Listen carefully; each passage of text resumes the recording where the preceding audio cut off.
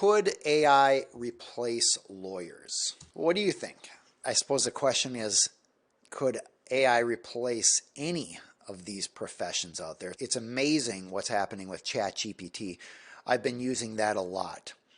But could AI replace lawyers? I think eventually. But here's my experience so far with ChatGPT. I tried to do a little legal research, and I said, are there any cases that stand for a particular argument that I was trying to make in a court? And ChatGPT said, yes, there were 3. I was like, oh, this is great. And it listed them. And then I said, give me the summary of those cases. And it did.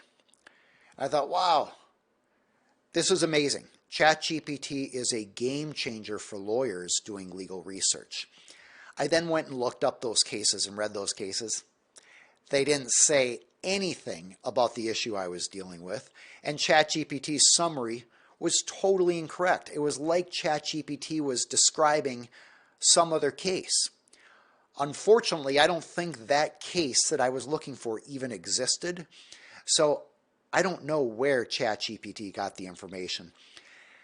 Some people call these hallucinations. I think that's probably reading a little bit too much human into the scenario.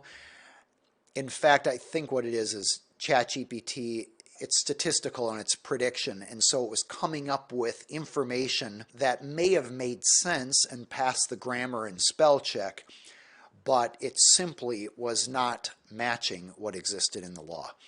So at this time, AI tools are not able to replace lawyers or even entry-level lawyers. But I am trying out some tools right now that have just come out. Not ChatGPT, but they utilize ChatGPT. These tools have all the federal and state cases in there. They have all the statutes. And so it has a lot of resources that ChatGPT doesn't have access to because not all of these cases are on the internet, and ChatGPT just uses the internet.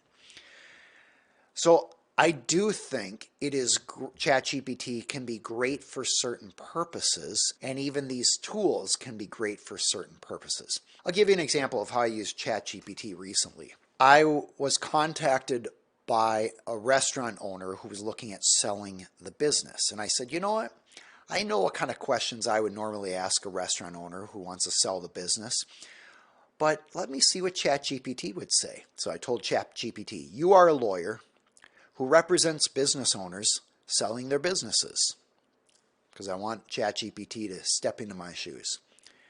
You are about to speak with a restaurant owner. What questions would you ask the restaurant owner in preparation for getting the restaurant ready to be sold? Question mark. And then I add another statement. What factors would you need to consider when determining if the restaurant is ready to be sold? What are some questions to ask to potentially increase the value of the restaurant? I asked ChatGPT all that. The result was fantastic. I'd say about 30% of the responses from ChatGPT were not on my list in advance of the meeting. And I'd say about 40% of the items that I felt were important weren't in ChatGPT. What's the takeaway here? It's a great tool to augment or complement what you are doing as a professional, but it isn't yet a replacement for that.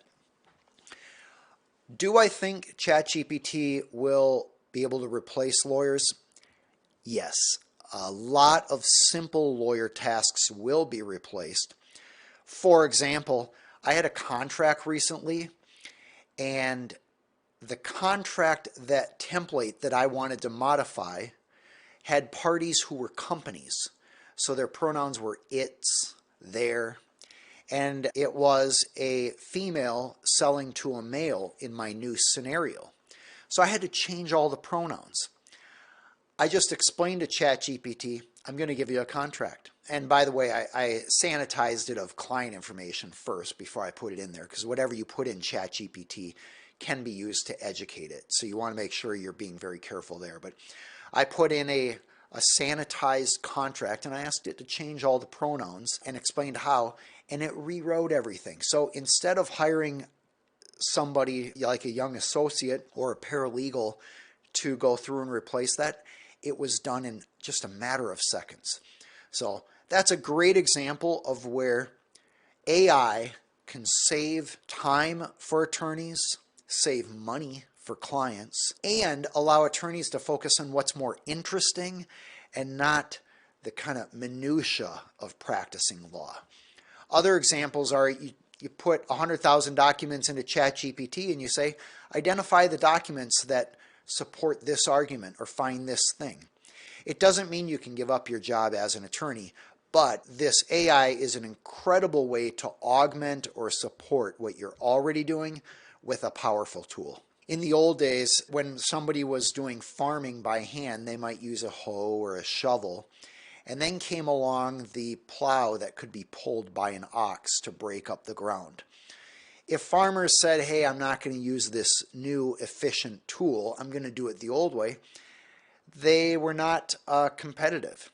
Now, by the way, did the hand-drawn plow mean that everybody could now just do their own farming? Well, they could, but it doesn't mean they wanted to. Likewise, when we converted from the plow to the tractor, did everybody say, oh, now I can just buy a tractor and I'll do my own food? No.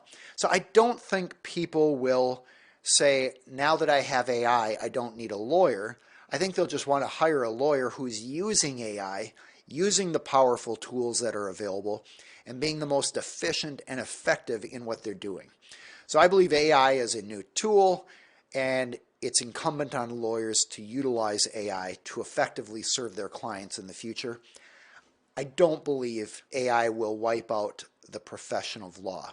All right, that wraps it up for today. If you are interested in being notified about future live sessions, usually we send out a notice a couple days in advance.